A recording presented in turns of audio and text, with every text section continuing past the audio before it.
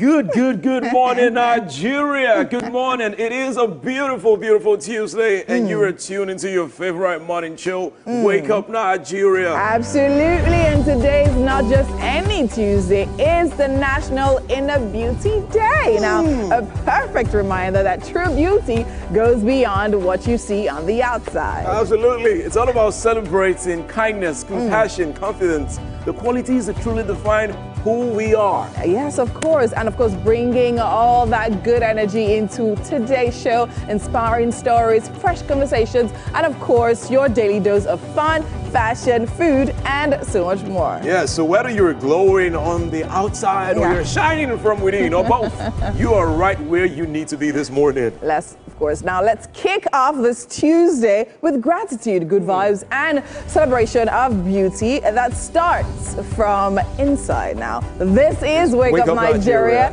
and we're definitely just getting started. Yes, speaking of inner beauty, I feel... Do you have inner beauty? Yes. You have? I feel I look better on the outside than the inside, by the way. Okay, I know I look better on the inside than on the outside. All right, guys. Remember, you can use the hashtag Wake Up Nigeria on TVC across all social media platforms to be a part of the best breakfast show on Nigerian television. Absolutely. Remember, you can also watch us live from absolutely anywhere across the globe through our mobile app that you can download from both the Google Play Store or the iOS. Yes. Please make sure you follow us. Please. We do not like your privacy. We want you to be in our business. Yeah. All right. So we are TVC Connect on all social media platforms: Facebook, Instagram, Threads, and X. X. Yes, of course. And also make sure you use the hashtag Wake Up Nigeria on TVC. Make sure you also watch us on GOTV channel 16, UHF channel 49, and StarTimes channel 121. All right. Let's go straight into what we have in store for today. Yes. Okay. We have TT somewhere. Yeah, we're having TT somewhere. Yeah. We definitely have TT.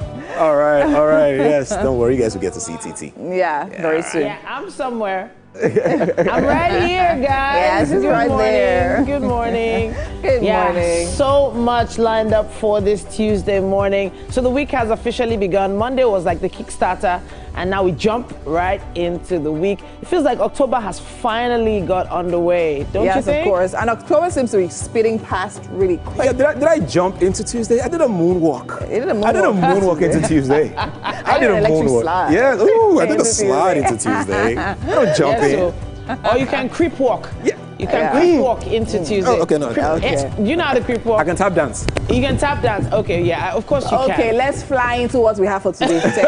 Thanks and God bless. So today we definitely be having Chef Peace in the kitchen this morning, and she will be making native rice.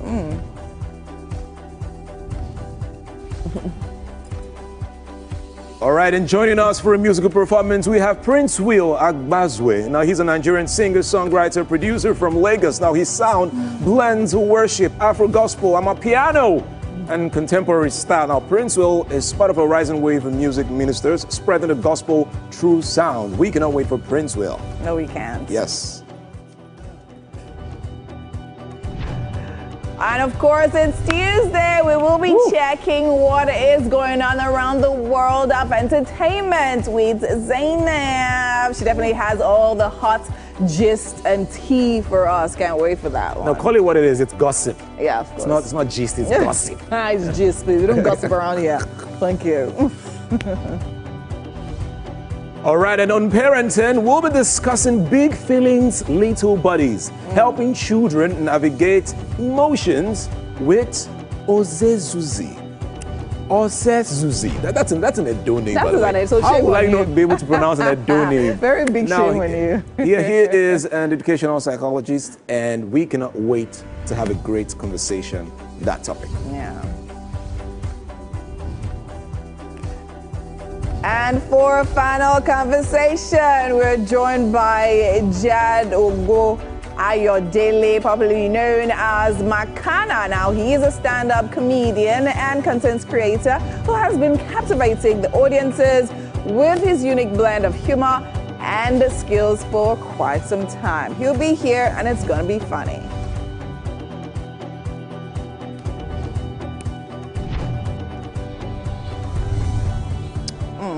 Yes.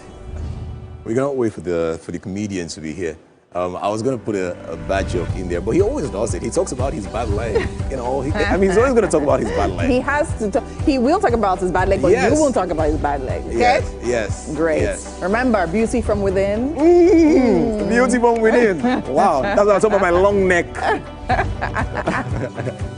Anyways, right about now, let's check out what the weather is going to be like. Do stay with us.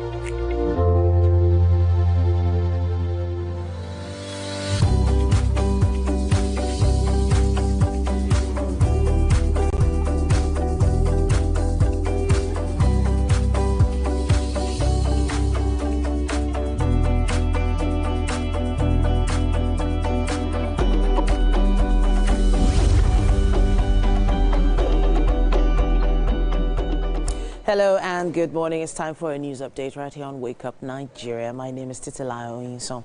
Thanks for joining us. The presidency has reacted to recent remarks by United States Senator Ted Cruz, Bill Maher, and Van Jones alleging an ongoing Christian genocide in Nigeria. Presidential spokesperson Sunday Dare described the comments as both false, misguided, and deeply troubling.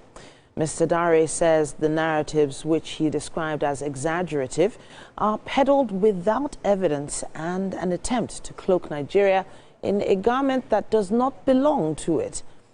He made reference to major quotes by President Bola Tinubu affirming Nigeria's commitment to religious freedom, tolerance, and peaceful coexistence.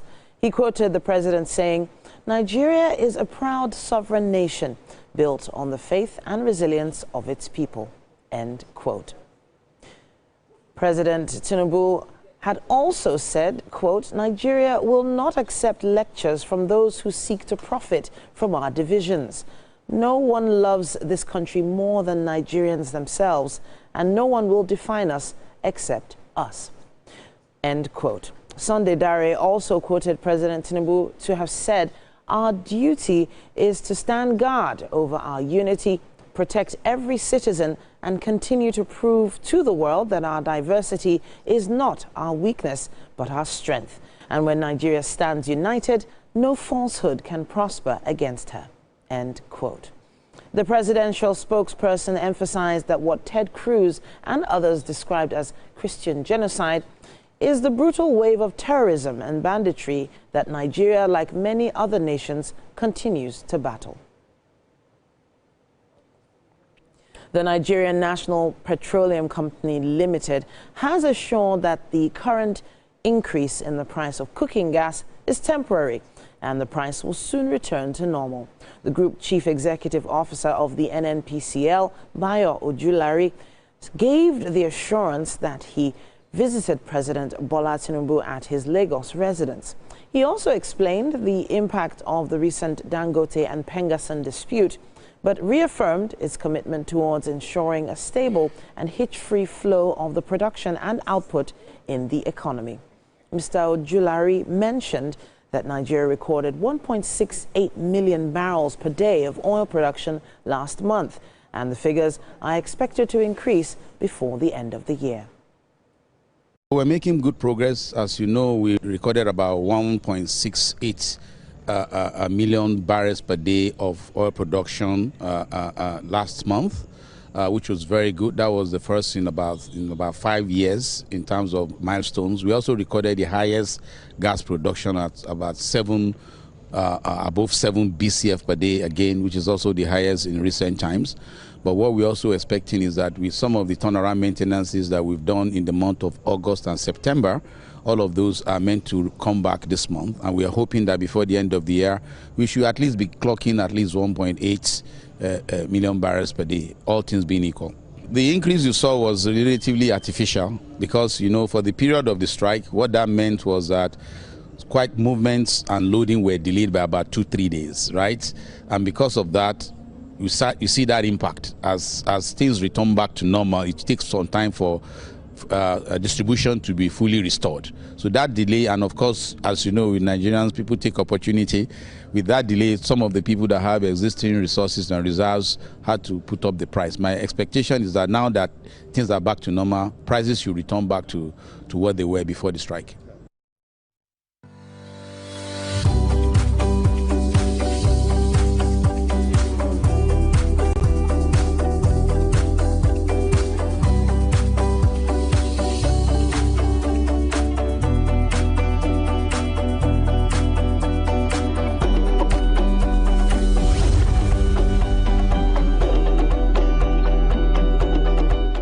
And now for some sports. Club football will be on hold for the next couple of days as the international window resumes globally with the World Cup qualifiers. TVC News sports editor and media manager of Nigeria's senior national team is monitoring the Super Eagles camp in South Africa ahead of their make-or-mar qualifier versus Lesotho. This is day one of the Super Eagles camp here in Polokwane, South Africa. This is where Nigeria's World Cup fate may be decided as preparations for the very vital game against Lesotho has started. The camp here is a carefully selected resort with the right ambience, deserving of the high-profile players in the Nigerian Super Eagles. Quiet and serene, the atmosphere here is expected to help the full concentration for the players as they begin preparation for the crunch and decisive game against Lesotho on Friday. This is the training pitch that will serve as a host to all practice sessions of the Super Eagles. The grass is lush green, the facilities have been approved by the coaches, and work has started for them. Arrival of players from their respective locations across Europe, Asia and Africa is in progress, and the full complement of players invited for this international window is expected by Tuesday. The Super Eagles have been hit by previous and recent injury concerns, recent casualties being Felix Agu and Bright Osai Samuel. But 22 players are available and they will be ready for both matches, first against Lesotho and then against Benin Republic in Uyo. Wishing the Super Eagles all the best with their training.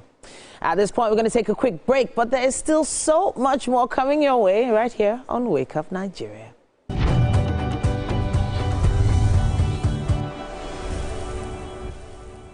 Keeping hope alive.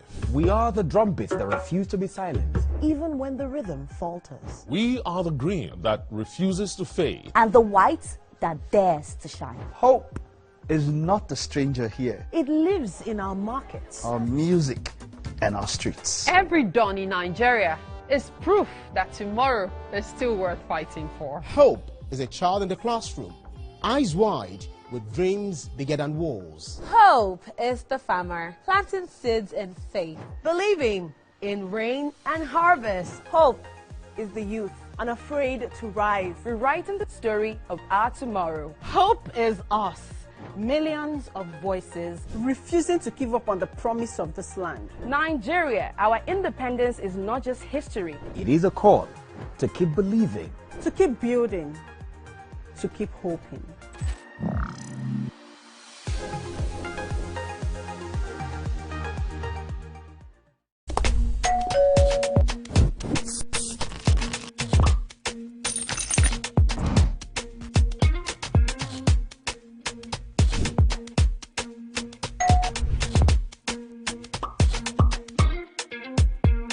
In 3, 2, 1, we are live.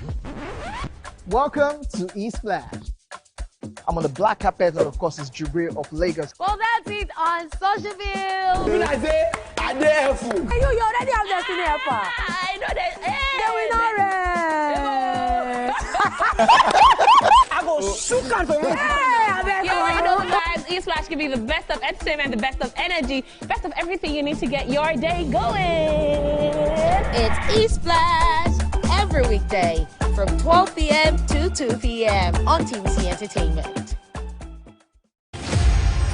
Maya Angelou was a civil rights activist, poet, and award-winning author known for her acclaimed 1969 memoir, I Know Why the Caged Bird Sings, and her numerous poetry and essay collections. Angelou was born on April 4, 1928 in St. Louis, Missouri. Angelou had a difficult childhood. Her parents split up when she was very young. Around the 1960s, Angelou lived in Ghana working as an editor and a freelance writer. Angelou also held a position at the University of Ghana for a time before she joined a community of revolutionist returnees exploring Pan-Africanism and became close with human rights activist and black nationalist leader Malcolm X and Martin Luther King. In 1961, Angelou appeared in an off-Broadway production of Jean Gennett's The Blacks with James L. Jones, Lou Gossett Jr. and Cicely Tyson, and went on to earn a Tony Award nomination for her role in the play Look Away in 1973 and an Emmy Award nomination for her work on the television miniseries Roots 1977, among other honors. Angelou's career has seen numerous accolades, including the Chicago International Film Festival's 1998 Audience Choice Award and a nod from the Acapulco Black Film Festival in 1999 for Down in the Delta. She published 7 autobiographies, 3 books of essays, several books of poetry, and is credited with a list of plays, movies, more than 50 honorary degrees, and television shows spanning over 50 years.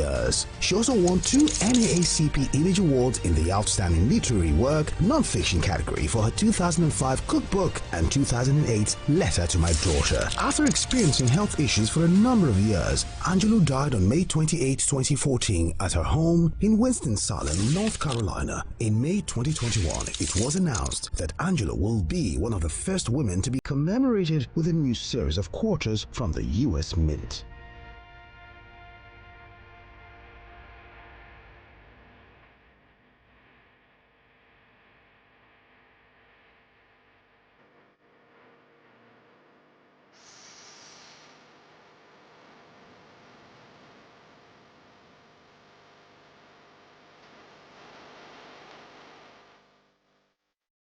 Imagine a country with over 320 plenty languages. Why you go the only focus on Yoruba, Hausa, and Igbo? Where we get a common language where they unite everybody from Oga to even Madam self and every person where they for street. That's now why we dey introduce you 89.9 Yanga FM, the #1 urban pidgin radio station where they unite us all.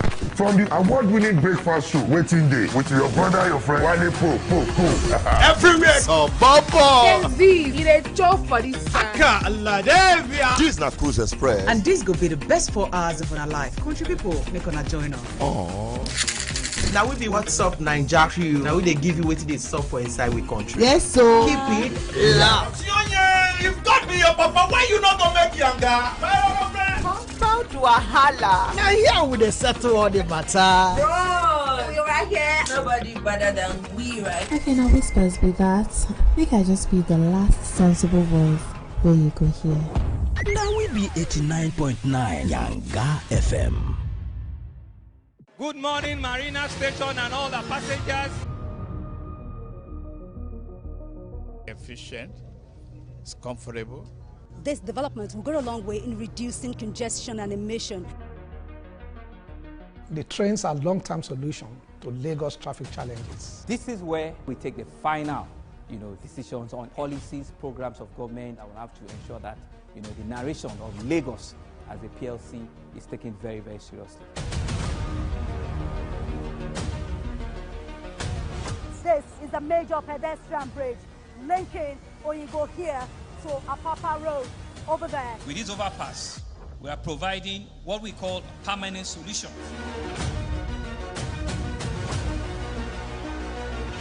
This place is one of the most dangerous areas at the biosecurity environment. This can go into the news and every crimes of your neighborhood. Our goal is to remain as Africa's model megacity, to move our GDP from the 5-6 position to the 3rd position, and we believe it's achievable with all the commitments we have. Explore the city of Lagos, where dreams are made and possibilities are endless.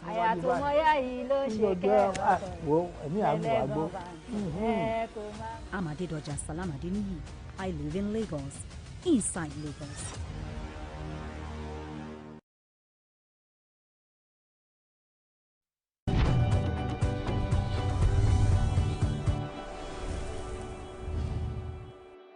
Welcome back. Now it's time for us to have an interesting conversation. We're always hearing about new things, especially in 2025. You wonder what else can be brought to the table? What new ideas are we going to hear about next? Well, we have Mr. Peter, or rather Professor Peter Atoro, and Chidera Maduagu from Swipertune here to have a conversation with us. Good morning. Good morning. Good morning. Welcome to Wake Up Nigeria. Thank you. Thank you. Thank you. Okay, so now this is the energy flagship show of TVC, and in the mornings we always love to hear interesting things. I know there's a powerful story behind Swipertune. You need to let us know what that is. Oh, thank you very much. Thank you very much. I am Associate Professor of Consumer Behavior and Marketing, currently in Roehampton University, London. And in 2017, I had this idea about how to help discover new talent in Nigeria, especially at the grassroots level. Because what we saw that Afrobeats were growing in Europe, were growing in America, but there were a lot of young people on the streets who had no opportunity to get into a studio or to be recognized by anyone. And we thought, why not give the public the opportunity to select the next big talent? Amazing. So we came up with this idea of Swipertune. Swipertune is basically like Bumble or Tinder for music. Yeah? Interesting. Absolutely. Okay, so the way you put it, Bumble and Tinder are... For music. For music. Okay, so a lot of people consume music on a daily, maybe early in the mornings, maybe they're trying to get work done, and all that. And they have certain apps they go to for music. So this is not that type of application or idea. No. This is completely different. This is a silent propagation app. Okay, so now I'm going to hand it over to you, Chidera. Yeah. You are CEO, yes, of Swipertune. You need to let us in on the whole premise of the application. So I think, to be honest, right, so much credit to Peter because this is a cumbersome app, right? There are so many moving parts. Okay. But ultimately, like the value proposition, like he said, right, is giving, and I'll use the word underground and undiscovered artists because I like to say there are different tiers of artists. There's underground, there's emerging, and there's the big ones and all of those things, right? So this is for like the underground, like the people that don't really have anyone yet and are trying to build a following, trying to build a crowd, right? So like he said, it's Swipertune. The way you swipe on the dating app is how you swipe a song. Do I like a song on the right? I'll swipe right. If I do like a song left. So interesting. So this is feedback, immediate feedback for your music. Feedback, exactly. Okay. That it feels very So as someone who is I find myself artistic sometimes. Sometimes, not all the time. But when I put my art out there, I'm often anxious about whether it's going to be accepted or not. So this sort of helps me skip a few hurdles in that anxiety and this lets me know, okay, this is working, This is not working? Yeah, I think sometimes, right, the results you're looking for is in the problem you're avoiding. You can't be an artist when you don't want to put your music out there. You can't be a creative if you don't want to put it out. If you don't put it out there, nobody will know. But just to tweak and to explain a bit in the process is, we get several artists, right? Not several is not the right quantity, but we get a lot of artists, over hundreds of artists, right? But we can only take 100 artists per series, right? Interesting. So we have industry executives in and out from different industry companies that vet these songs. So it's not really us, right? We just provide the infrastructure. So it's not an algorithm. It's not AI. It's actual people vetting this getting music. involved. That's right. Interesting. Absolutely. Okay. So you're not leaning on just the layman to give their opinion. Well, we combine the expertise and the layman as well. So the idea is that we run series over a year. So we started running the series. We ran the first 2 test series of this, and it's been very successful. We also ran a series in London to test the app before we actually brought it to Nigeria. But the idea is you open a series up for entries from anyone who, if you are a singer and you think you have a voice, you have some good music, you think you can produce something, you come on board. We don't need your song to be totally produced or totally awesome. You come on board, you let the public listen and vote and swipe. And the more you can get up the ladder or up the chain, the better your song is going to have a chance of getting produced. Okay, so now getting produced or getting a label to notice you, or I'm trying to think of the major advantages of being swiped 100 times, for instance. Good. So first of all, there are different advantages. But first thing first is, right now, record labels are not just looking for anybody unless you've proven something, right? You know, you can imagine how much investment goes into an artist and how much needs to be spent. So they have to reduce their risk, right? And they're looking for someone that is ready, someone that is, ready to have a career, because it's like a job, it's like a career. Pretty much an artist is an entrepreneur, right? So what the model is almost like an incubator, right? So in a 10 weeks process, you are vying for votes for the whole of those 10 weeks. So now if you're topping the charts every week, we have natural incentives like this next series will be giving out $5,000 prize pool. So the first each week gets $200, second gets $100, third gets $50. So like if you the top 3 every week, you get that revenue. However, right, you want to be seen by the industry experts, you want to be seen by other people, and then we can start helping you negotiate those deals, but only for those that can top the chart. Okay, so topping the charts on Swipe-A-Tune and topping the charts on YouTube.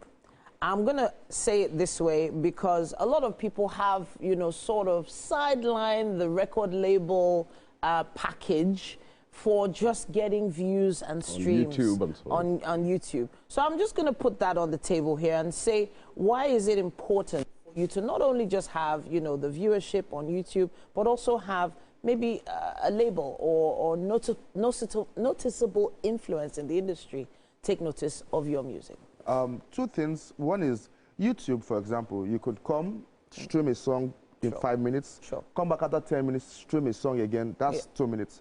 On Swipe-A-Tune, a user can only vote for 1 song per day.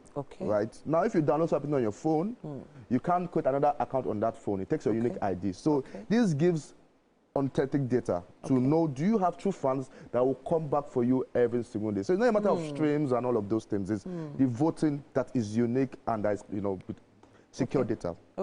However, right, there's nothing wrong with streaming numbers and all of those things, right? You need to start from somewhere. You need to get your numbers up and all of those things. But we are pretty much kickstarting a journey. So we're not, again, this is not for the emerging artists. This is for people that if they put a song on YouTube, they probably get only like 5-10 views. So we're giving all of them a community where they can start building that fan base. All right. So, Prof, I'm going to come back to you now. In terms of consumer behavior, there must have been some something you noted in consumer behavior that made you want to be part of this particular project. Absolutely. You need to let us know what that is. Okay, thank you very much. So the first thing is about how people were using songs and the gamification that is required, because gamification is so powerful right now in allowing people to access a lot of products and services. Okay. And especially in Africa, the way young people used, in fact, our app became, or the idea came up even before TikTok started becoming really popular. Interesting. Unfortunately, of course, we, a very small player, we started from somewhere, and we didn't have the same kind of backing like the Chinese government, where we could have a lot of money to throw this out. But it's the same idea of gamification. The only difference is YouTube, TikTok, and so on are not fine-tuned and dedicated for competitions. Okay. Swipe It Tuned is a contest app. It's not only for music. Wow. So we focus on music, but you can create different kind of contests, beauty pageants, everything. You can download the app, and our idea is that in the future, in 2 years from now, you could download the app and create a contest for your office here, and people can swipe to vote for who their best producer or presenter is. Okay. So this is a contest gamification app. Honestly, there's so many angles, as you said earlier, Chidera, to this application. Yeah. I'm really intrigued, and I'm really interested in hearing more, because it's very rare that you hear of new ideas and, of course, a combination of different ideas coming together and actually making or synergizing, making music. Yeah. But honestly, thank you so much for everything you're doing. Final thoughts for the upcoming emerging artists? I think, I'm going to use different terminologies, right? If you don't shoot, you don't score. You can force a horse to the river, but you have to drink the water. Okay. You know. Nobody can do it for you. You have to do it yourself. You have to want it more than anybody else wants it for you. So ultimately, the thing about it, it's try, and try again. Right. There's no restrictions. You can, contest. We give you feedback for every song with you, right? So it's not like we just tell you, oh, unfortunately. No, we give you constructive feedback, right? We'll rate your songs, we'll give you feedback, and we'll tell you how to improve. Again, it's not easy. We are trying to give an opportunity, but it's not easy. I have to say, we have new artists pop up on our stage every morning, 52 weeks of the year, and I feel like this is an opportunity that they might want to take advantage of. Thank you so much, Prof. Thank you very much. Thank you for coming to talk to us about this. Swipe It Tuned. Swipe It Tuned. All right, then. Now, we have to take a quick break. We'd love to hear your thoughts, of course. Use our hashtag WakeUpNigeria on TVC and let us know. Yeah, there's music coming your way after this.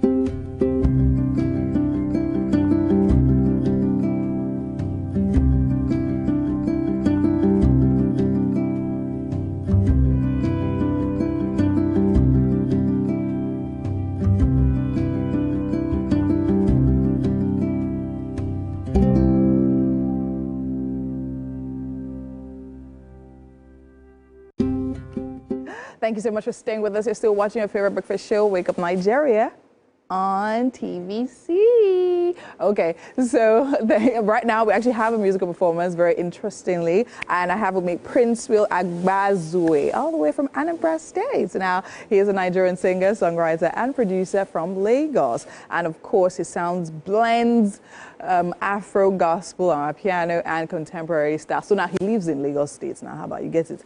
Anyways, Prince Will is definitely part of a rising wave of music ministers spreading the gospel through the world. How are you doing today, Prince Will? Very fine, thank you. All right. So I asked you the name of the song, and you said it's My Lover. So tell me about this particular song. So My Lover is basically Christ died and rose again for our sake. Okay. So we just put in a very catchy. Okay. All right. So how long have you been singing for?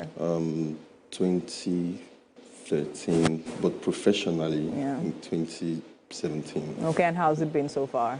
It's been quite a journey. All right, it's been quite a journey. Good, bad, or a mix of both? Both of them. Both so of them. It's a journey, so... All right, are you ready to perform? Yeah, I'm very ready. All right, take it away. All right.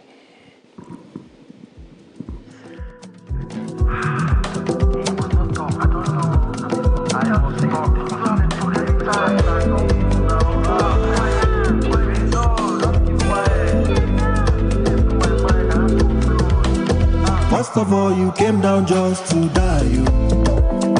Just because you want me on your side, you.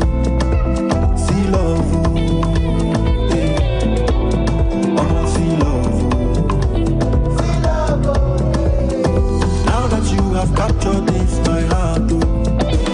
I'll talk about your love till the end of time, oh.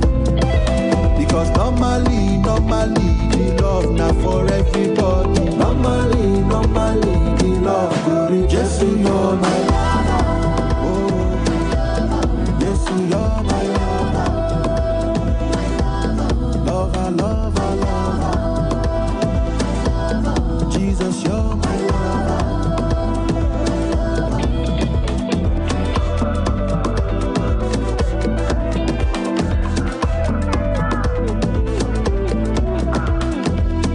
for my yard, oh, them no say you be number one, oh.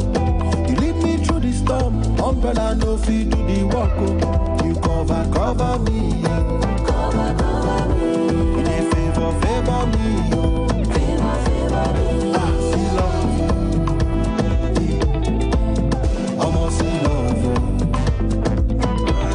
Yes, you are my lover, oh. Yes, you are my lover.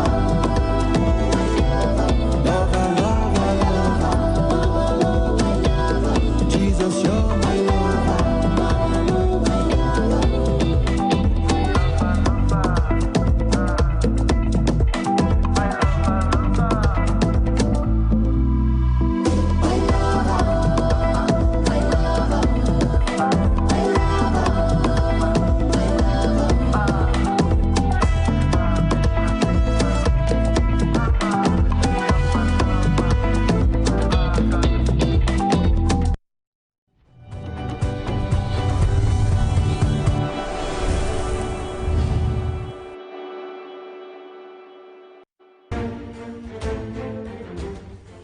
The Renewed Hope Initiative RHI presents the RHI Green Nigeria Challenge. Go green today for a greener tomorrow. This national competition is in 3 categories. The household category is a tree planting competition amongst 11 frontline states in northern Nigeria. Each participating household in Adamawa, Borno, Bauchi, Gombe, Jigawa, Kano, Katsina, Kebbi, Sokoto, Yobe and Zamfara states will plant a minimum of 1 tree to qualify, with a video evidence of before and after the tree planting exercise. 20 million naira will be awarded to the best household. Submission deadline is 20th December 2026. Community category will see local governments, local communities. Good morning, Marina Station and all the passengers. Efficient. It's comfortable. This development will go a long way in reducing congestion and emission. The trains are a long-term solution to Lagos traffic challenges. This is where we take the final, decisions on policies, programs of government. I will have to ensure that, the narration of Lagos as a PLC is taken very, very seriously. This is a major pedestrian bridge linking Oyingo here to Apapa Road over there. With this overpass, we are providing what we call a permanent solution.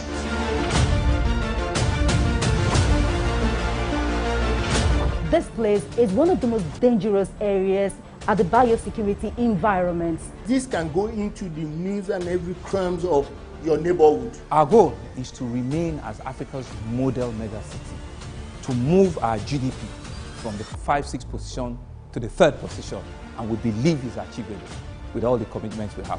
Explore the city of Lagos, where dreams are made, and possibilities are endless. I'm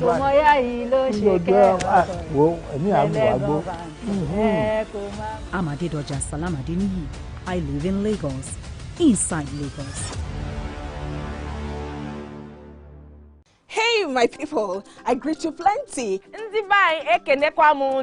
name is Nachika Okeke. My name na Uwi Balogun. My name na Damilola Banire. My name na Moyo Faraway Ahmed. If you also call me Moyo Listy. And this na Abigail. And I dare on top of your view pigeon. I'm going to bring you bass, boost. I don't get person will be single mother before. He carry another man show say now my husband be this. Now what you want? After that day, the man you not go see him again. If you snooze, you lose. If you miss this show, you miss out. On top this our show, I not dey gree for anybody. When they friend the husband, you not see sign say the guys, nothing, don't vex, don't give signs. If they look for person we go give them to you, fact as it be. Men no they ever get fault. If baby not there for her, na the woman. Talk no dey be person no make person no fit talk true inside. But for this country, we know say if we open curtain in the morning, waiting no good, no good. Me and my sisters, hey, we go tanda gidigba for inside studio to give una all the latest information. Look, we not even take responsibility for the children. Please the man. And that's some poria. And about this is where we pick a topic on social media and we just dissect and destroy guys, and just talk about briefly, I would just like to mention. Let me just read it out. Really, with hearts full of gratitude and total submission to the will of God, the family of Chief Joseph Adesoya announces transition to eternal glory of our beloved sister, wife, mother, and grandmother, Chief Mrs. Florence Olufunke Oyinson Ni Bekbo. Yes, I'm talking about my mother-in-law. She passed away yesterday morning. The Oyinson family is working together to, console each other, and of course we pray that everyone who knew her, that God gives us all the fortitude to bear this loss. That's my mommy in love that decided, you know what, hey, I'm going to go see my best friend, Jesus. She's gone up to heaven now. Mommy, may her soul rest in absolute peace. And of course, God give you all the grace and fortitude to bear the loss. Wow. It is well. Yeah, it is well. It is well. She had a great life, and she's extremely prayerful, and she had a strong hand as well. She just made sure that she was our accountability partner in everything we do. And she had a battle with diabetes for a while, but she was managing it well for a while. But then something happened about 2 or 3 weeks ago that triggered an adverse reaction, and sadly, after they tried everything. She went up to heaven. So, so for those of you who have family members living with this disease, please do everything you can to support them and keep them safe and eating healthy. Because it is something a lot of people, the statistics on diabetes, for instance, is actually astronomical. The amount of people that are living with it, type 1 and type 2 diabetes, is something that all over the world we're battling with, especially with weight issues, obesity all over the world. And a lot of people don't even know they have it, which means that, probably you need to go and take a health check to see exactly what's going on in your system, to see if you have a precursor or you are susceptible to type 2 diabetes, for instance. Please, it's not something to joke about. And hopefully this is a wake-up call for someone out there. Yeah, it's also interesting to know that diabetes can also be passed down from generation to generation and all of that. So it's something that can actually be hereditary. So if someone in your bloodline actually has it, it's actually important you actually go check to make sure that you catch it on time so that you can manage it better. So I think most times, besides the actual insulin shots and things like that, something that's actually very important as well is ensuring is probably managing your diet and then doing all of that.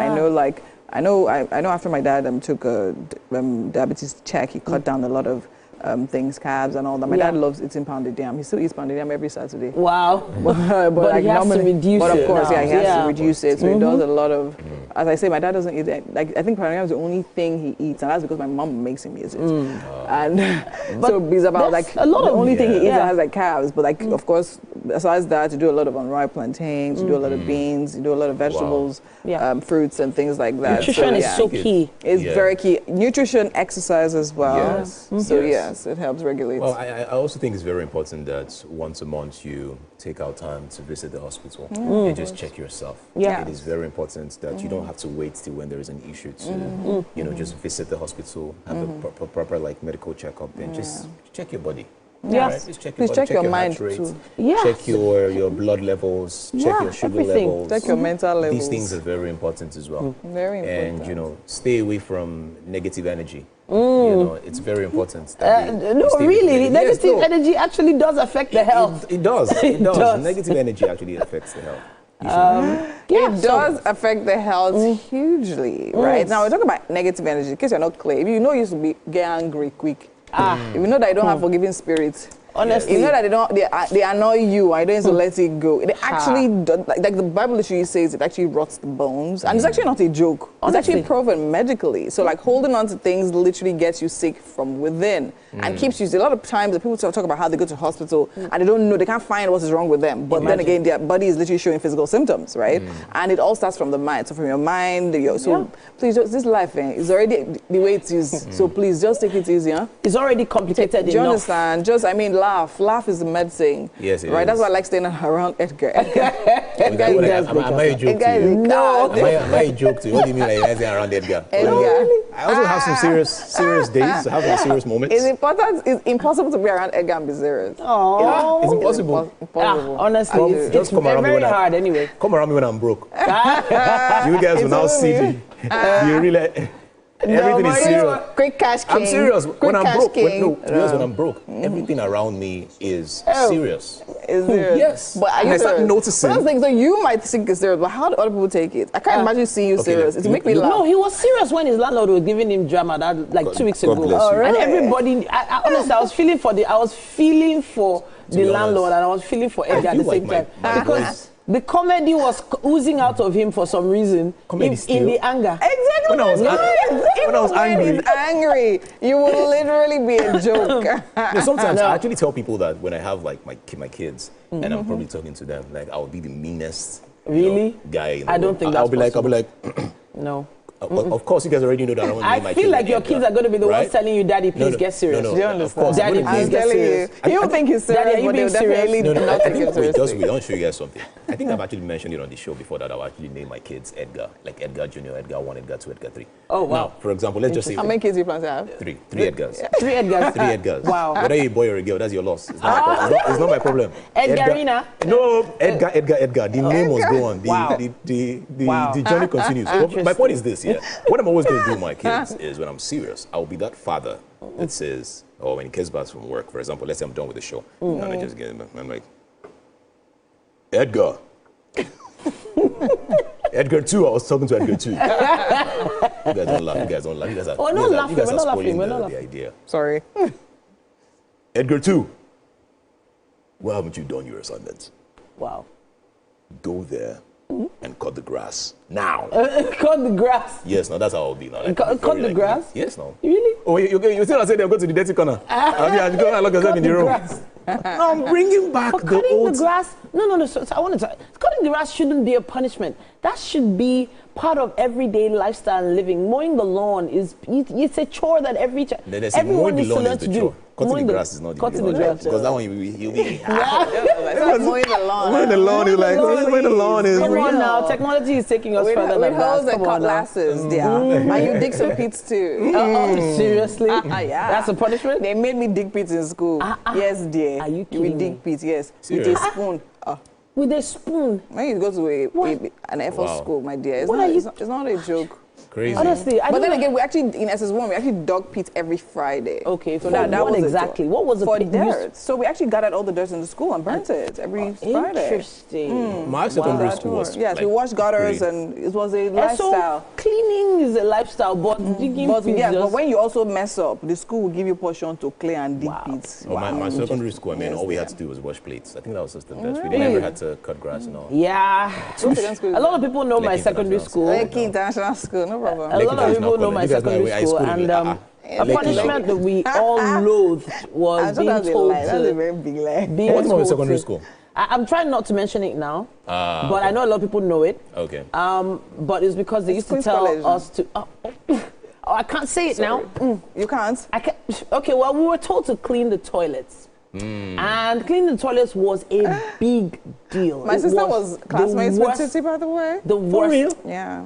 Are you joking right now? I don't know, she in your class. I mean, it wasn't my set.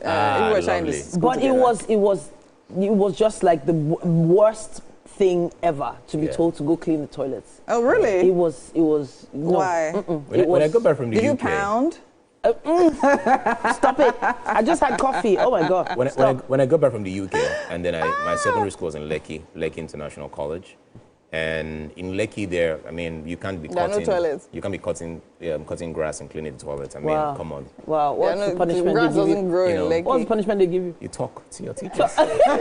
Share your thoughts. It's very hard. It's very hard, to be honest. Talk to me. Tell me how you feel. That's very hard because you have to bring out all the emotions and say it. It is very hard punishment, trust me. Really? And that was what happened to me in Lekki. Wow. Sadly, you guys went to all the schools, but I mean, I've always been, you know, I've been to the best. All the way from England. I was in my set in QC, you already mentioned it.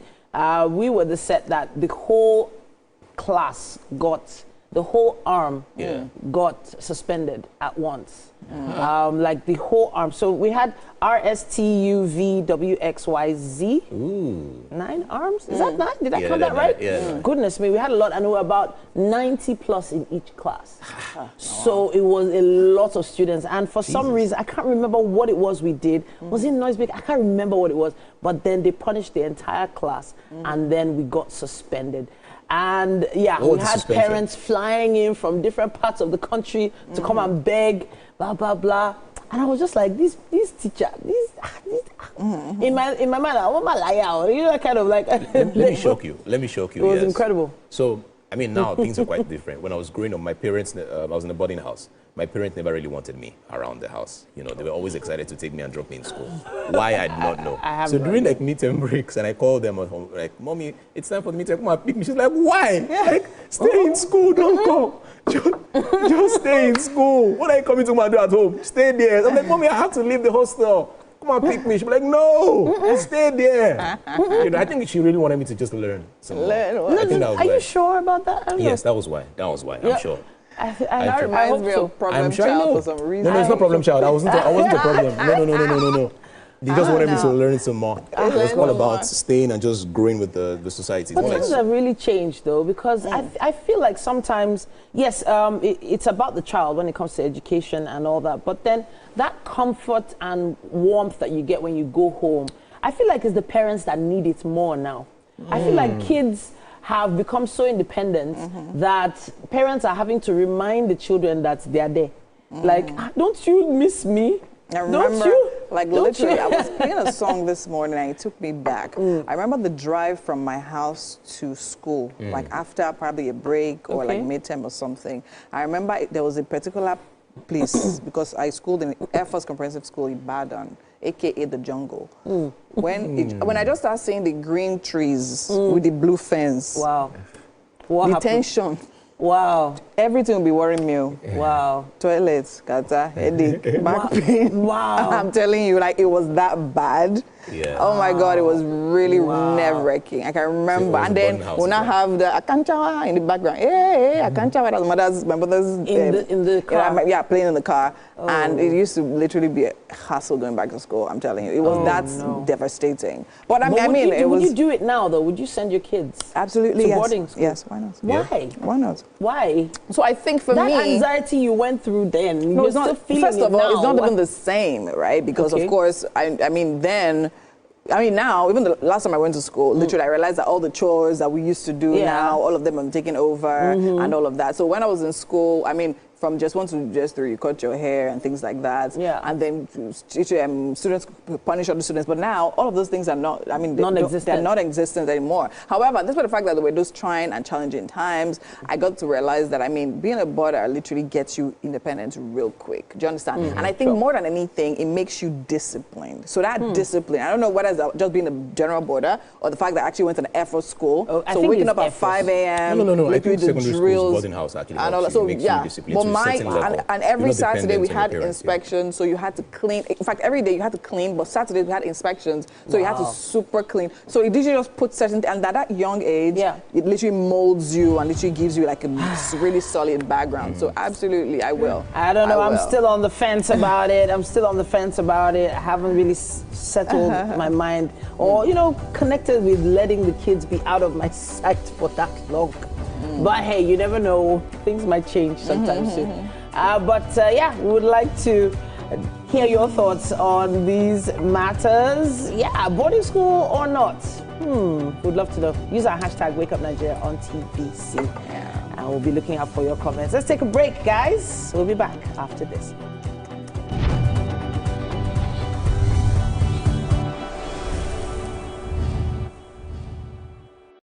The world needs moms.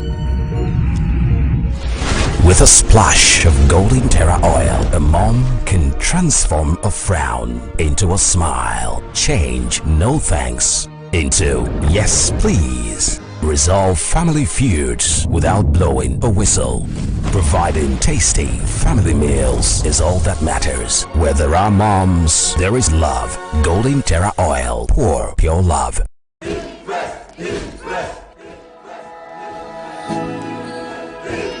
Guys, food is ready.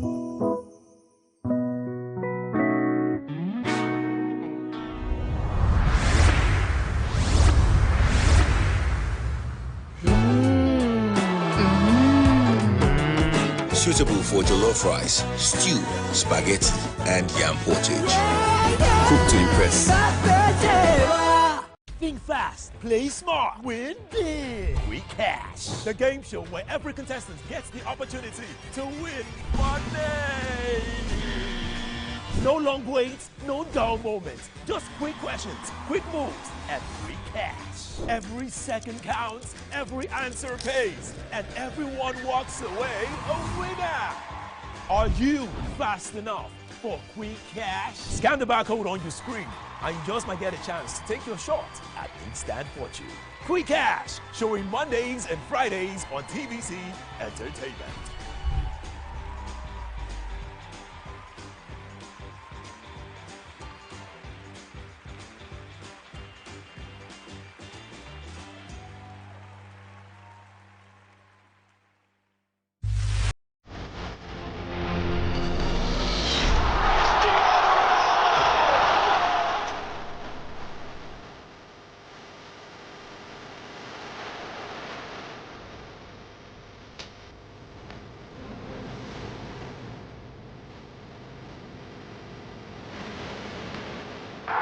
Argentina, champions of the world!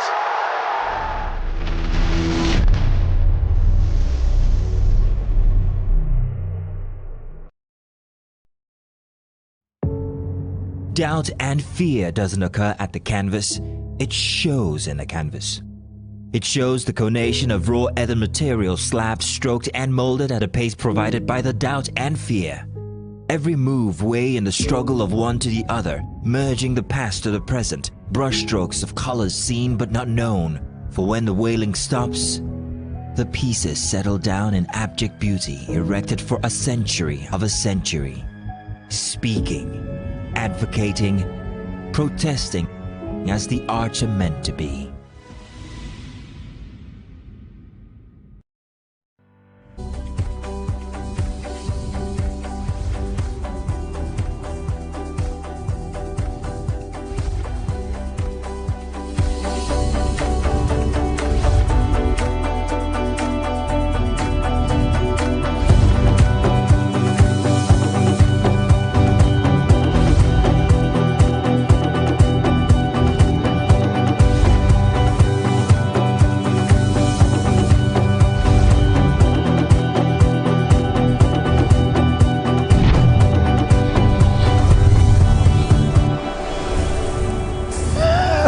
Welcome back. It's hour 2 of Wake Up Nigeria. And if you're just joining us, you've definitely missed the first whole hour. But anyways, we still have another hour to go. So yeah, still on time. Kind of.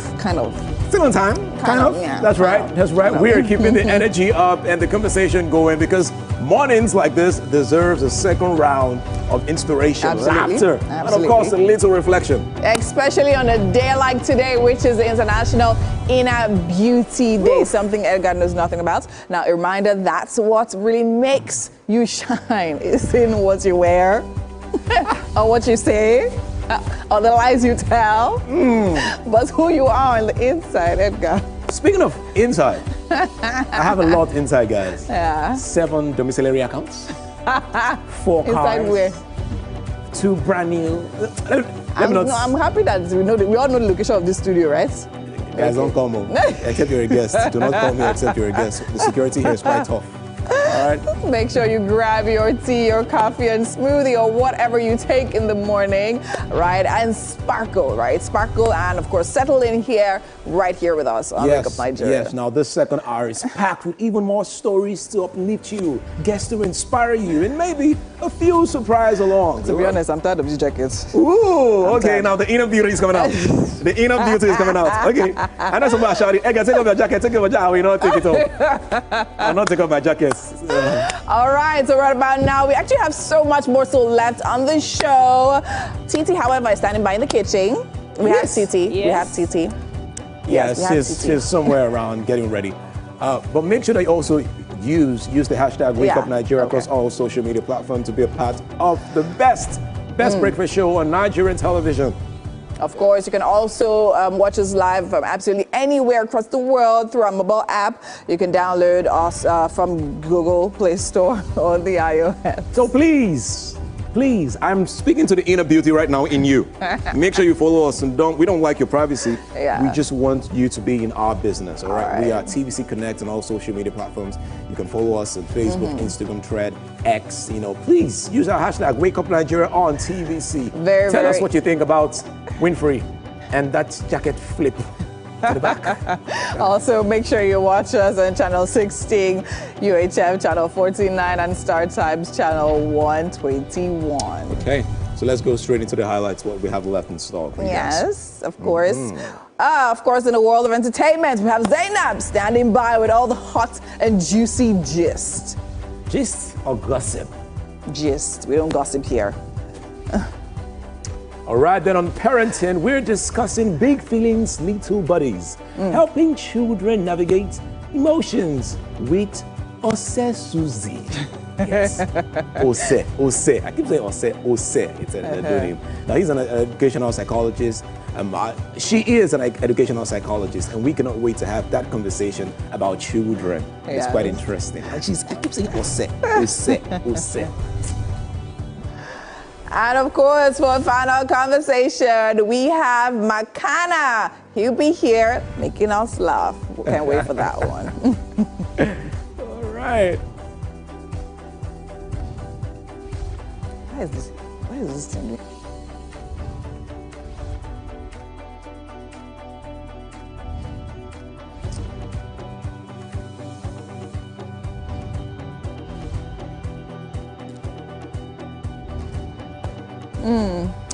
Wow. We have a comedian of making us laugh. I actually know how to make people cry, by the way. I know you've never seen that side of me, but I actually know how to make people cry. I'd like to see it. For real? Yes. Okay, guys, guess what? Just make sure you guys keep watching. Before the end of the show, I will make Winfrey cry. And if I do not make Winfrey cry, I would give Winfrey how much we put on the line.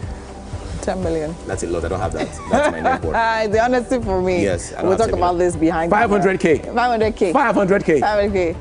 If I do not make Winfrey cry by the end of the show, I'll give Winfrey 500K. All right. I'll hold you to that one, Edgar. By your neck.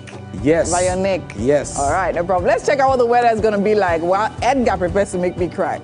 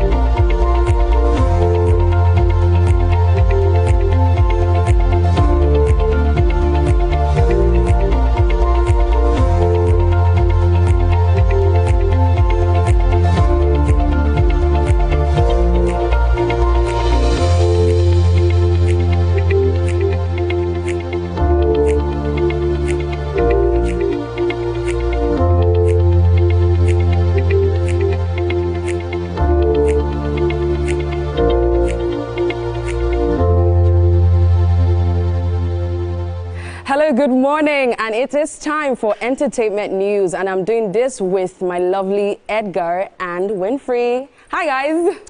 Yo, we're here, guys. So Edgar is your lovely, and me, I'm your what? I say lovely, Edgar, and my beautiful, amazing sister, thank you. Winfrey Agbele. Jealousy no good, jealousy no good. See, Edgar, I'm coming for you because you said one thing earlier. They said gist, you called it gossip. Do you understand? Who they gossip past between you and I?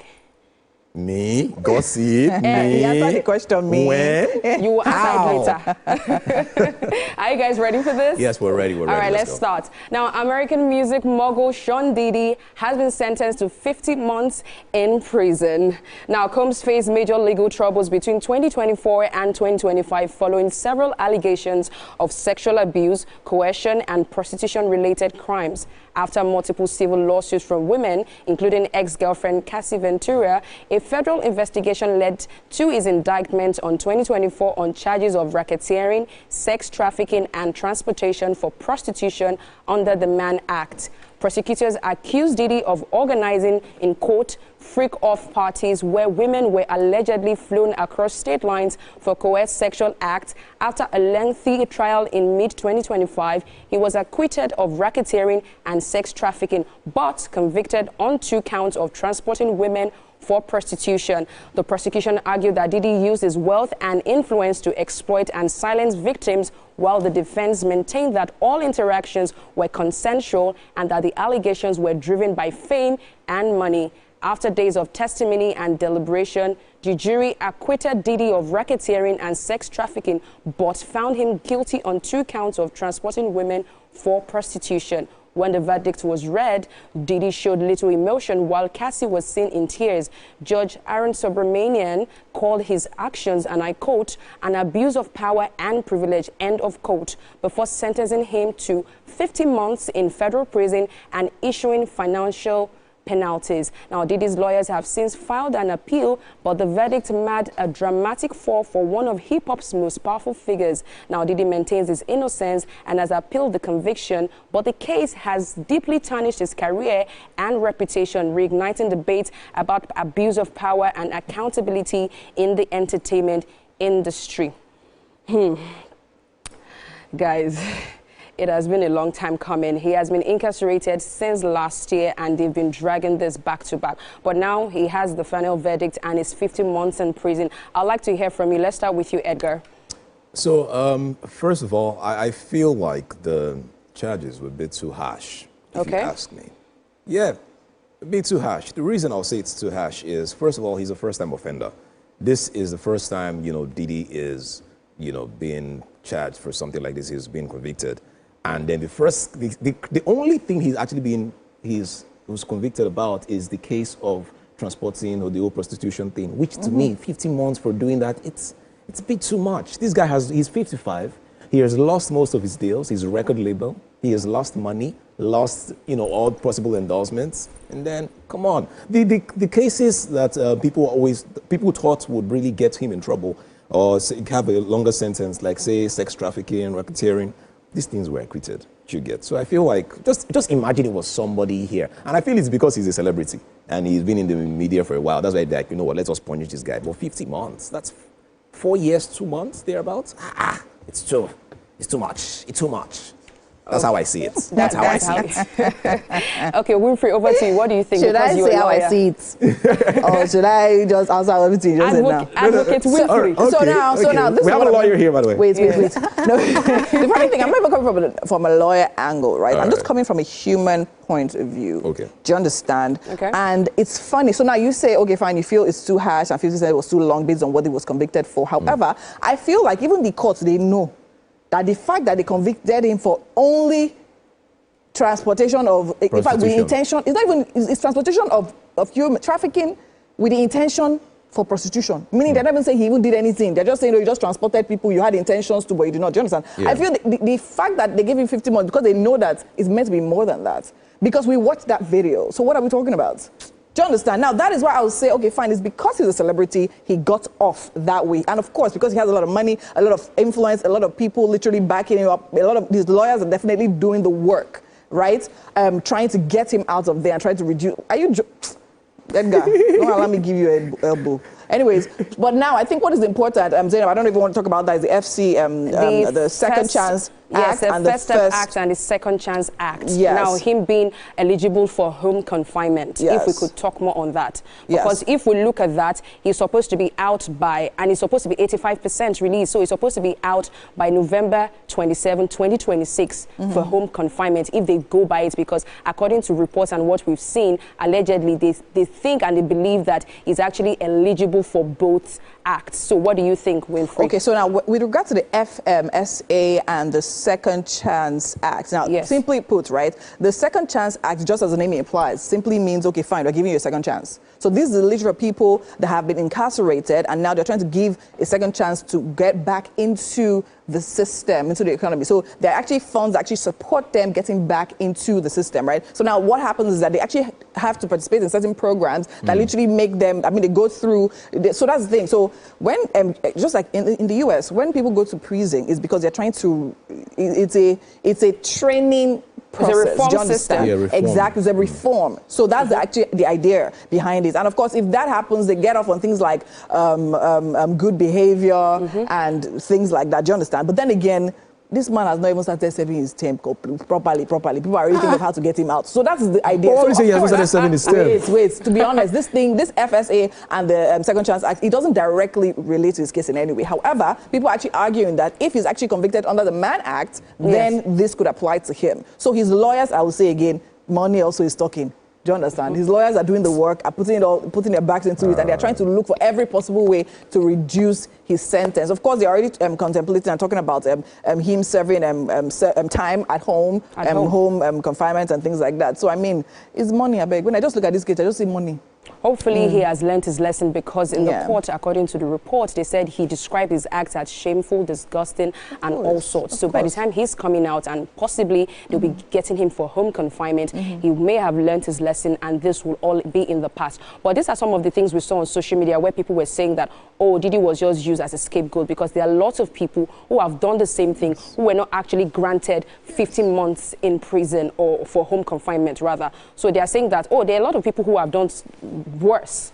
But Diddy was just caught and Diddy was actually used as a scapegoat, because as it is, you just need one person to be caught. And because he's a celebrity, just like Edgar said, that is why it feels like all of this thing is out in the open. But hopefully, I mean, justice has been served and Diddy obviously will learn his lesson. What do you guys think? It just has not been served complete. It has not been served yet. 15 months is not enough for a man to change. One thing I'm sure about is that this is not the end of it.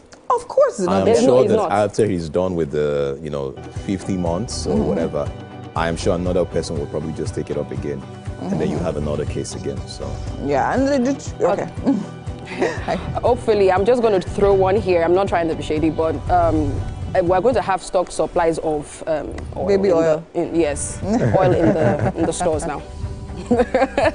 Thank you so much for doing this with me, guys. Thank you. Yes. I really appreciate it.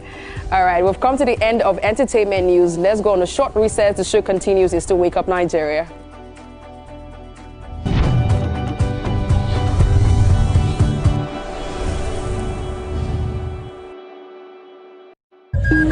In the beating heart of Owerri. Doubt and fear doesn't occur at the canvas, it shows in the canvas.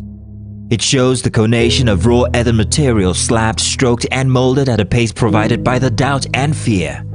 Every move weigh in the struggle of one to the other, merging the past to the present, brushstrokes of colors seen but not known. For when the wailing stops, the pieces settle down in abject beauty erected for a century of a century. Speaking, advocating, protesting as the arts are meant to be. I'm Nifemi Oguntoye, news anchor with TVC News.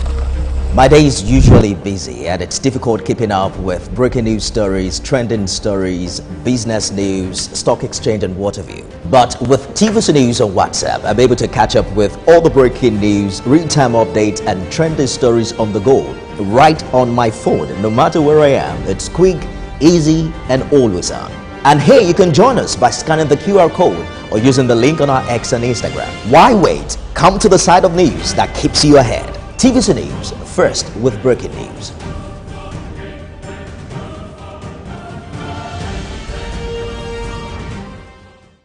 Think fast, play smart, win big. We Cash, the game show where every contestant gets the opportunity to win money. No long waits, no dull moments. Just quick questions, quick moves, and free cash. Every second counts, every answer pays, and everyone walks away a winner. Are you fast enough for quick cash? Scan the barcode on your screen, and you just might get a chance to take your shot at instant fortune. Quick Cash, showing Mondays and Fridays on TVC Entertainment.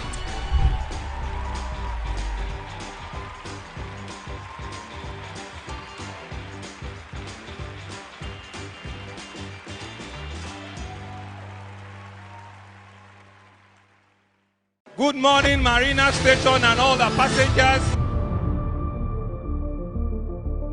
Efficient, it's comfortable. This development will go a long way in reducing congestion and emission. The trains are long-term solution to Lagos traffic challenges. This is where we take the final, decisions on policies, programs of government. I will have to ensure that, the narration of Lagos as a PLC is taken very, very seriously. This is a major pedestrian bridge linking Oyingo here to Apapa Road over there. With this overpass, we are providing what we call a permanent solution.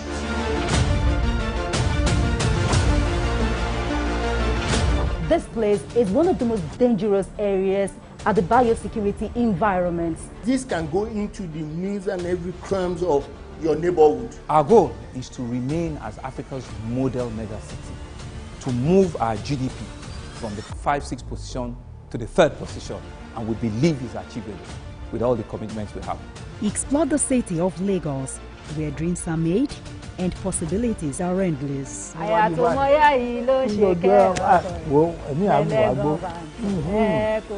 Amadedoja Salamadini. I live in Lagos, inside Lagos. Hey, my people, I greet you plenty. My name is Nachika Okeke. My name na Uwi Balogun. My name na Damilola Banire. My name na Moyo Faraway Ahmed. If you also call me Moyo, listen. And this na Abigail. And it's Tuesday morning on Wake Up Nigeria, and we're discussing big feelings in little bodies, helping children navigate emotions. And we have Ozesusi Bolodeku here back with us. It's great to have her back, by the way. Now, she's an educational psychologist, IBA and PhD student specializing in neurodiversity and special education. She also founded FOS ABA, that's FOS ABA Center, and Creative Hub. She pioneers creative evidence-based interventions. Now, there's so much about Zusi that we could share, but one of the key things is that she's been a major contributor on our parenting segment for quite a while. It's great to have you back. Good to be back here. And the studio is beautiful. Oh, thank you so much. Yes, you saw the before and after. Absolutely, I did. And this is like really nice. Oh, thank you. I like being here. Thank you. We do too. Thank you. Okay. So let's talk emotions. Let's talk feelings now. Okay. When it comes to parenting, it does sometimes feel like parents are in denial of the fact that their children have emotions. And I'll say this with a pinch of salt. I feel like parents just know the emotion of happy and sad. Absolutely. Right? That means, okay, if the child is crying, child is sad or unhappy. And if the child is smiling, the child is happy. But there's a wide range, a whole spectrum of different emotions that need to be acknowledged. What sort of conversations have you had with parents on this? Okay. A lot of conversations have been going around emotions, and it is good to be having these conversations at this time. Okay. Because oftentimes parents or humans, we forget how we were, and we forget the adults we needed when we were kids. Okay. Because you hear parents say, I don't know why he wouldn't stop jumping up and down. You're saying that to a 5-year-old boy whose job is literally to jump up and down. That's his work. That's his work. So when you know better, you do better, right? And when you understand that these little humans those little humans are just little humans. So whatever emotions you feel as a daddy, as a mom, as an uncle, they feel those emotions too. And no emotion is greater than the other. We feel sad, we feel happy. First, you have to help them name the emotions. And in doing that, we really even have to talk about these big feelings. Like the children, they don't know how to communicate the big feelings. So you need to really help them communicate, even identify the feelings. Like, how do you feel? Do you feel overwhelmed? Was the music too loud? Did that hurt your feelings? Like, let's name those feelings and let's talk about how we feel.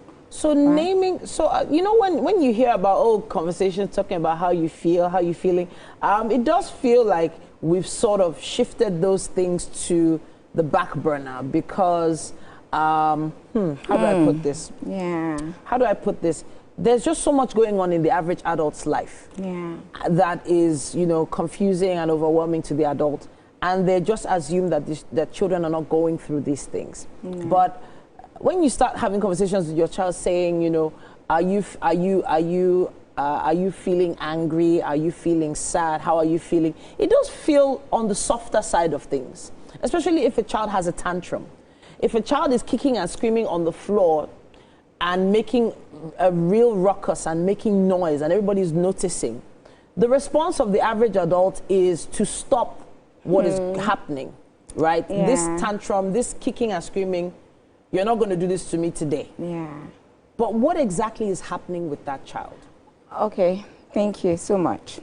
And, you know, for a tantrum, I would say a tantrum is for one purpose and one purpose only. It is goal-driven. So this tantrum is a behavior that is feeding something for the child.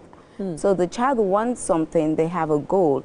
They want something, or they want to escape from something, or they want your attention, and they do not have the right, the appropriate communication to communicate that to you.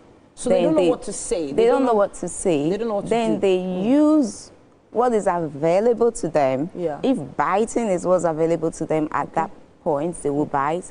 If kicking is and scream is what's available to them, as long as what they are doing is going to give them that thing, then they will do that. That's pretty much what a tantrum is. And when they are tantruming, the brain, the reasoning brain has gone to sleep. So they're not being reasonable at that point. No. It's actually gone to sleep. So that is really not the point to correct. Correcting is like when you're saying, oh, you shouldn't do this, you're further putting the child in the flight or fight, you know, mode. And they are wondering, okay, I need to escape from this. I need to revolt against this. So the tantrum continues. So I'm going to use the local term, abara. A slap on the back is not going to solve the matter. It's not going to, is it going to stop the tantrums from happening? Because it does feel like a course corrector for a lot of parents. Just a slap on the back. You know, a slap on the back. A slap on the back. What is your goal for the slap on the back? For the noise and the embarrassing situation happening here to end. And now that is another conversation. Why is it embarrassing? Because the child is being a child. The child's brain at that point, the child is being behaving appropriately for their age. So why is it embarrassing you? So you have to deal with that. And that agbara or that smacking is not going to do anything because you still have a repeat of such events over and over, and you keep agbaraing and you see that the agbaraing is not working. So what is the appropriate response? You're in a supermarket. The child wants a lollipop and you've said no. And the child begins to kick and scream and throw things. The appropriate response doesn't start from getting to the supermarket. The appropriate response, you know already, you know your child, you know you're going to the supermarket. There's what we call antecedent interventions. You already know that, oh, this is a toddler, I will not walk down that aisle for candies, and my toddler will walk beside me without asking. So there are some contingencies that should be put in place at that point. Contingencies such as, okay, we're going to the supermarket, we have to do this, then we get this. Or so share your plans with this child. Share your plans with the child. Okay. And then when you get on the aisle and the child goes, oh, Candy, remember we have to do this, then you will get this. And as soon as you do that, when it comes the time to get it, please don't let them ask. Okay. Hand it Just over. hand it over. Okay. That's how you build trust. But this is probably something you as a parent don't feel the child should be consuming. It might be a very unhealthy snack. It might be something filled and packed with food coloring and unhealthy things. And this child just wants it. There's an option. Okay. There are options. Okay, you know we're not having this, but you can have this. Then we call that like a first choice. Okay. There are pairs, this or this. Okay. And you bring two options that are different from the other one. So the child still has the autonomy of, oh, I'm making a decision for myself. But not even at the point the child is throwing the tantrum. Yeah. Because as soon as the tantrum starts, you want to de-escalate the tantrum, because a tantrum not de-escalated escalates into a meltdown. Okay, into a meltdown. It could, escalate into a meltdown. And that is a whole different ball game. That is no longer goal-driven. So now, in terms of discipline, which is the average parent's goal, they want to discipline a child that has done something wrong. For instance, if that tantrum has turned to a meltdown and something is broken in that supermarket, do you advocate for punishment to be delivered at that point in time? No. Punishment being delivered at that point is punishment. Okay. It's punishment is meant to hurt, is meant to harm, and is not going to correct. Okay. So what you advocate is not punishment? Absolutely not. It's not punishment, because remember, when we know better, we do better, right? Sure. So what I would advocate, when the child starts with the meltdown, because the reasoning brain has gone to sleep, you want to be their calm. Okay. They are looking for, at that point, is safety. Safety is what matters. So hold the child, make sure the child doesn't hurt themselves, let them calm down, and then make sure they're safe. Yeah. And then what do you do next? Make sure they're safe. First, you take a deep breath, because you have to be calm. Of course. Because your calm is their anchor. Interesting. But when you are, all okay. When you are agitated, of course, everybody's going to get more agitated. But your calm is their anchor. So you have to, it can be you reducing the noise level around them. Okay. It can be you just sitting by them and ensuring that you embody presence, being fully present, being fully calm. Okay. And the child feeds off your calm. Ose, I really wish we could continue this conversation. It's too long for the segment that we have right now, but of course it can continue online. Please use our hashtag Wake Up Nigeria on TVC and tag us Wake Up Nigeria TVCE with your thoughts. We can continue this conversation next week when you're back. Absolutely. But really, there are some little humans with big emotions that we need to have a conversation about. And we'll be doing just that next week right here on Wake Up Nigeria. Let's take another quick break. We'll be back. Thank you so much, Susie. Thank you. You're welcome. Really nice to be here again and again. Always nice.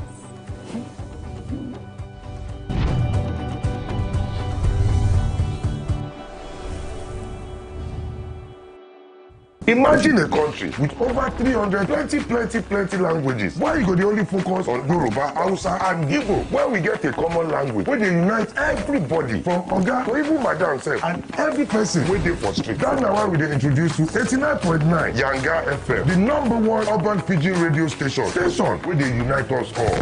From the award-winning breakfast show, Waiting Day, with your brother, your friend, Wale Po. Everywhere. So, Bobo. You a joke for this time. This is not Cruise Express. And this go be the best 4 hours of our life. Country people, make una join us. Aww. Now we be what's up, Naija crew. Now we they give you wetin dey sup for inside we country. Yes, so keep it loud. If God be your papa, why you not gonna make Yanga? How to a holla? Now here we dey settle all the matter. Bro, you are here. Nobody's better than we, right? Okay, now whispers be that. Make I just be the last sensible voice where you go hear. Now we be 89.9 Yanga FM.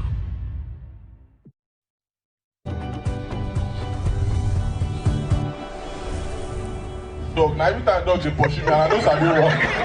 I know Sabi wrong. What? No, pursue me there, man. And again, another they denied me. I was applying for Canada visa. They denied me to. Like, this year has been crazy, man. Very sad. Applied. I can't. They say why they go deny me this visa. Now I can't go check the form where they feel. You can't get one place where they can't ask me whether I be disabled or crippled. I don't know what I go feel. I can't put na collabo.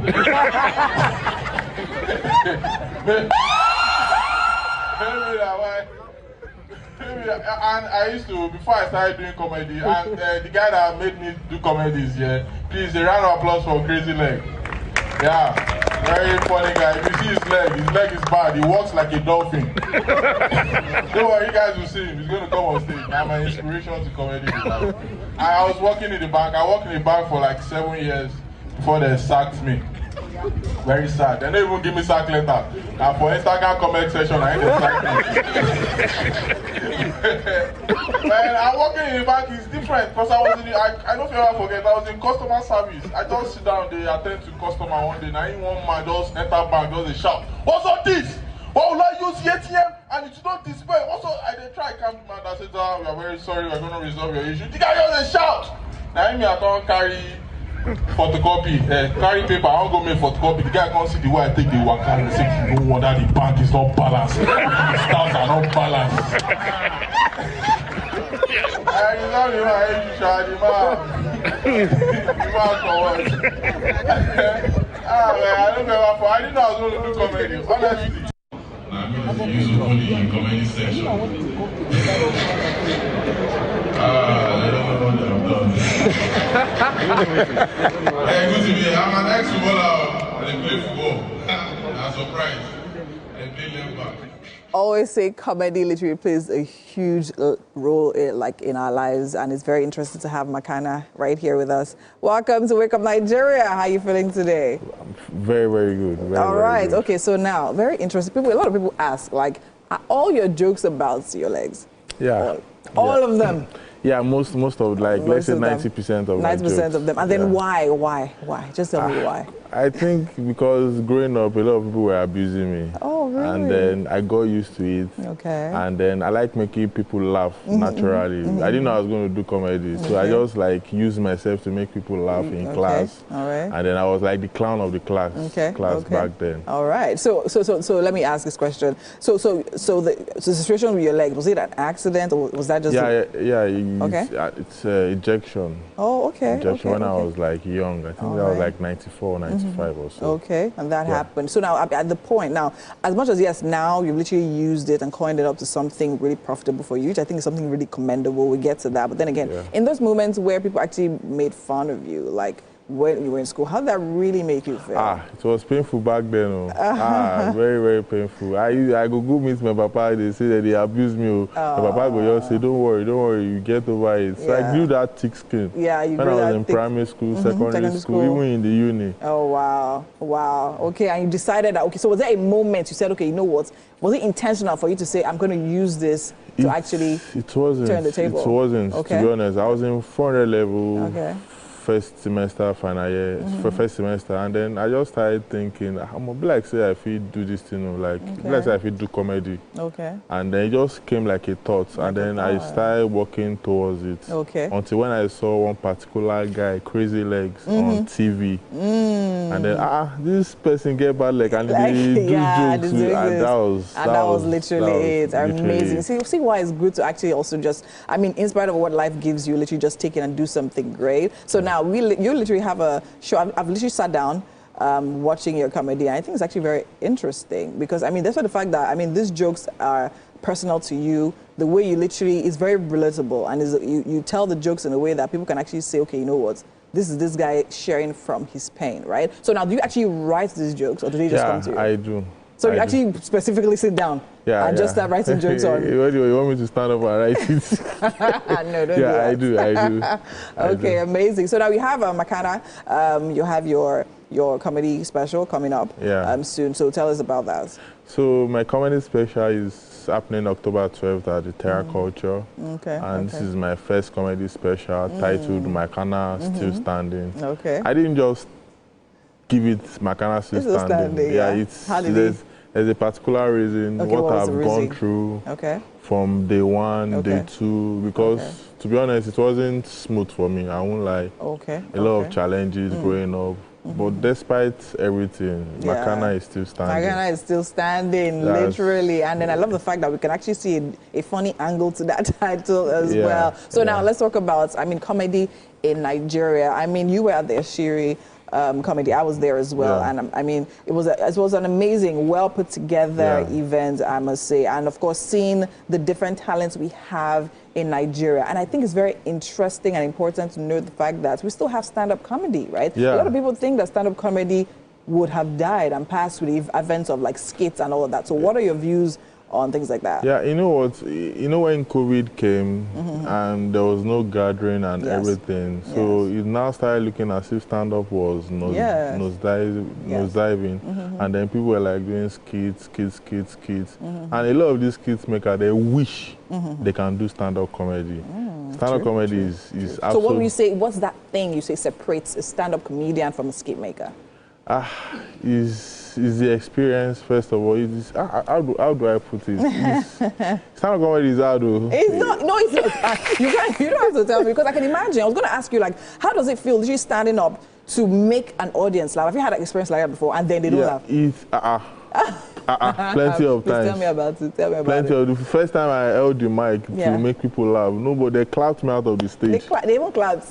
They say, make I they go. Say, are you serious? They don't even send me. And you still came back after that. Why didn't you just say? So it's determination. Okay. Determination. I want to do this thing. So, and there is absolutely no stand-up comedian that haven't faced not being funny, even till present date. Nice. Everybody is scared. You are scared before you go to the stage. You are always very nervous before you climb up the stage.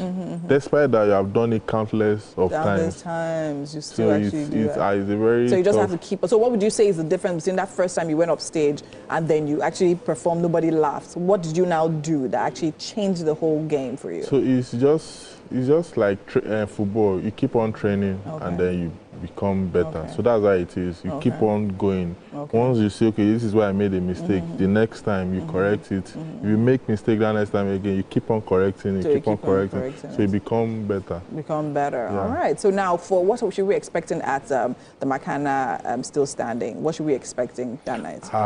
You know, a lot of laughter, a lot of fun. Okay. Yeah, Terra Culture. Please come on. I should come, Abi. Of course, we'll be there. Okay, so we're having other acts. We have other acts. So can you name a few?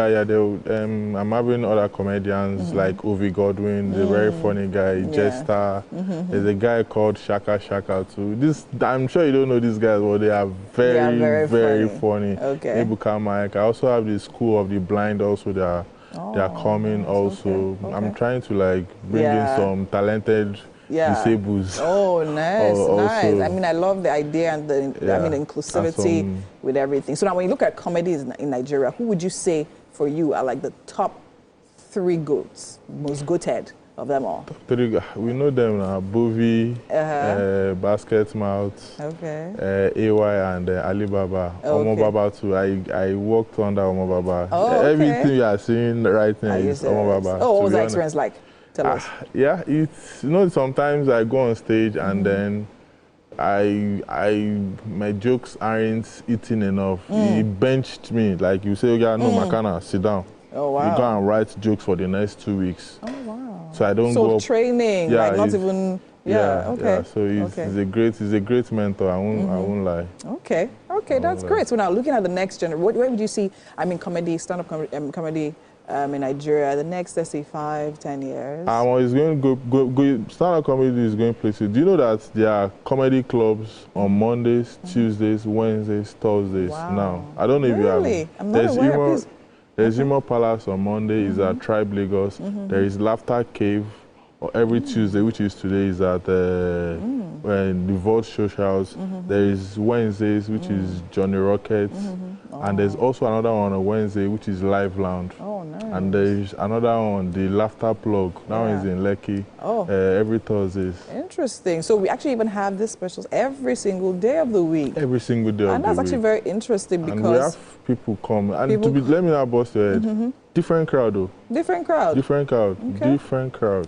So it's not like a community and it's just the same people recycling. It's not, so different crowd. So there's actually a space. I know a few comedy clubs in Lagos, to be honest, but I didn't actually know it was that consistent through the week. But then again, comedy is actually a part of our lives because it's very important that we laugh, especially what's happening in Nigeria and in Lagos. So definitely we need to make that an active part of our lives. So now let's talk more about Makana Still Standing. So now what would you say has been the greatest challenge you faced putting this event together? First of all, let me say I didn't pay my house rent to book the hall. Hey, hope your landlord is not watching. You move into that hall. Okay. Because I really wanted to do that body of work. It has been on my mind since like let's say 3-4 years now, but I just felt like this is the right time to actually put it out there. And it has been going on fine. So what would you say support has been like now? Would you say the industry people support? Do you say you guys actually support yourselves and do they show up for you? Yes. And I used to work in the bank, so my bank is supporting also. Oh, nice. Don't mention the bank shop. I know. And that's why I said my bank. And your bank is supporting. Oh, that's good. So they actually see the act and actually create. That's actually really that's very good and very commendable, right? I hope you're not just saying this industry. Let's drag them now. No. You're not getting the support you need. No. Let's drag them now. There's love. Once you're a good person, once you have a very good relationship, they'll support you. There's love in the industry. Okay, so now what do you think? Because a lot of times I actually sit down and actually think about it, because I am the kind of person that after after work, a long day, I sit down and actually watch TV, right? And I watch comedy just because I just want to ease off, right? But then again, I noticed that the big guys now, they hardly do, aside Alibaba, which is consistent, right? They hardly do comedy in Nigeria these days. When they're doing their shows now, they've left us, just like the artists. Just very quickly, why? What do you think the idea behind that is? Everybody knows. I honestly can't speak for them because everybody knows what they are looking for. If people say now more money, you're not getting money. I'm looking for money. Anyway, and a gradual process now. Gradual process. That was you're telling us now by the time you reach there. And again, I think Nigerians do not. They do not like, how do I put this? The cultivation of buying tickets is not there. It's not there like that, right? It's not there. But the ones there, they don't waste time. Sharp. All right. Thank you so much for being here with us. It was amazing having you on the show. Wish you all the very best with your show coming up very soon. I will definitely be there now. Tara Cross, we'll be there. Awesome. It's been an amazing show, guys, on this Tuesday edition of Wake Up Nigeria. But of course, I didn't do this alone. I had Zainab, of course, in Entertainment News, TT the Dynamite, and of course, Edgar. That was intentional. I'm waiting for you, Winfrey. Go ahead. Edgar! Yes. Amazing. All right. So we still do a quick break, and after that we have a musical performance. So do stay with us. We're not done yet. Thank you.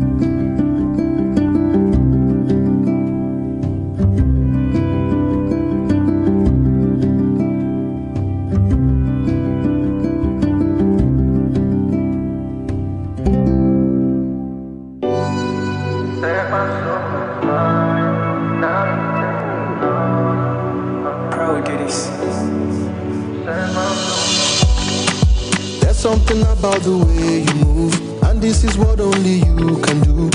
It is scatter my head,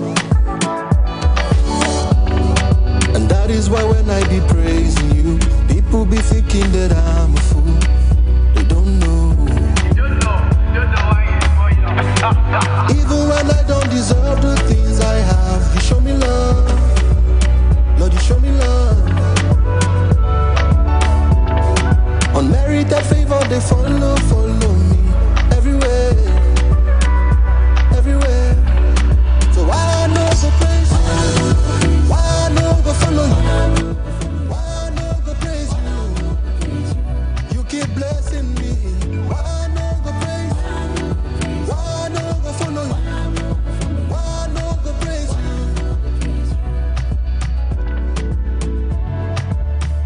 I've been blessed since 99. So I no go feel leave your side. With all the things you did do for my life. Child, Baba, you know the tire, oh, for my mother. Baba, you just the fire, for my mother. Oh, unmerited favor, they follow me everywhere, everywhere. So why I no go praise? Why I no go follow you? Why I no go praise you? You keep blessing me. Why I no go praise? Why I no go follow you? Why I no go praise you? Everywhere. So why I no go praise? Why I no go follow you? Why I no go praise you?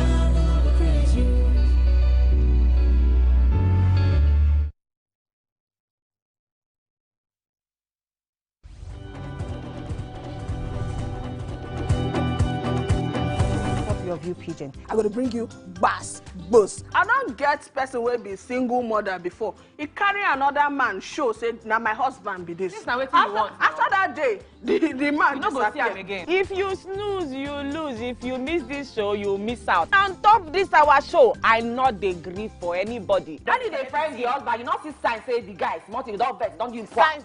If they look for person wey go give am to you, fact as it be. Men no dey